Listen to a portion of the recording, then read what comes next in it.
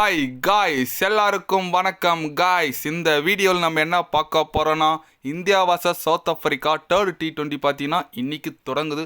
கண்டிப்பாக ரொம்பவே ஒரு விறுவிறுப்பான போட்டின்னு சொல்லாங்க.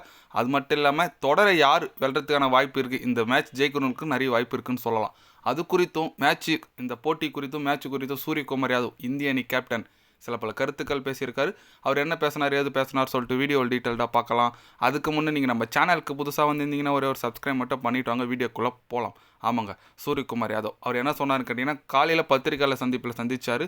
எங்களுக்கு இந்த போட்டி இந்த தொடர் ரொம்ப சவாலாக தான் இருக்குது. முதல் T20 நாங்கள் வேணும், ரெண்டாவது T20 போட்டியை சவுத் ஆஃப்ரிக்கா வேண்டுறாங்க.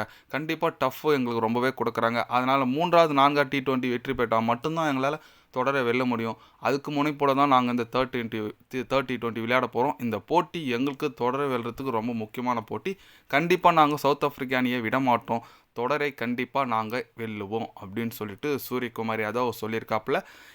ஏன்னா இந்தியா vs சவுத் ஆஃப்ரிக்கா அப்படின்னு கேட்டாலே இந்த ஃபைனல் ஞாபகம் வரும். அது முடிஞ்சிட்டு இப்போ T20 போட்டி விளையாடிட்டு வந்துட்டுருக்காங்க. ஃபஸ்ட்டு T20 போட்டி சூப்பராக விளையாண்டாங்க. நம்ம சேட்டன் சஞ்சு பார்த்தீங்கன்னா செஞ்சுரி அடிச்சாப்புல.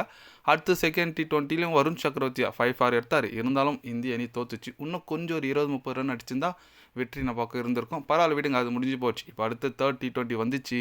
இன்றைக்கி யார் வின் பண்ணுறாங்களோ அவங்களுக்கு தான் மேக்ஸிமம் சீரீஸ் வின் பண்ணுறதுக்கு வாய்ப்பு இருக்குது. ஏன்னா மொத்தம் 4 T20 போட்டி தான், ஆளுக்கு ஒன்று ஜெயிச்சிருக்காங்க. அடுத்து 2 ஒரு போட்டியை இந்திய அணி வெற்றி பெற்றால் மட்டும்தான் சீரீஸ் வின் பண்ண முடியும். அதே தான் சவுத் ஆஃப்ரிக்கா அடுத்து 2 வின் பண்ணால் தான் அவங்களும் வின் பண்ணுவாங்க.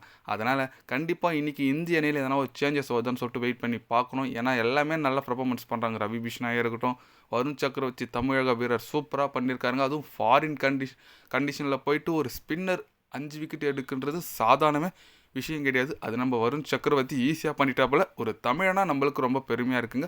கண்டிப்பாக வருண் சக்கரவர்த்தி மேலும் மேலும் அடுத்து வர ஃப்யூச்சரில் போகணும்னு நான் நினைக்கிறேன்.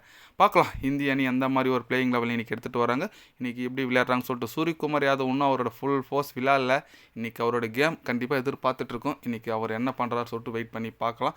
அவரோட பெர்ஃபார்மன்ஸுக்கும் அப்புறம் நம்ம சேட்டன் சஞ்சுவோட பெர்ஃபார்மன்ஸுக்கு தான் கண்டிப்பாக இன்றைக்கி வெயிட்டிங்கு. பார்க்கலாம் என்ன பண்ணுறாங்கன்னு சொல்லிட்டு, யார் வின் பண்ணுறாங்கன்னு சொல்லிட்டு. நீங்கள் சொல்லுங்கள், இன்றைக்கி இந்திய அணி வின் பண்ணுமா பண்ணாதான் உங்களோட கருத்து என்னன்னு சொல்லிட்டு கமெண்டில் சொல்லுங்கள்.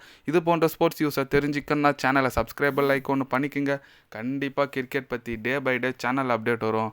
மறக்காமல் சப்ஸ்கிரைப் மட்டும் கொஞ்சம் பண்ணி வச்சுக்கோங்க. நன்றி, வணக்கம்.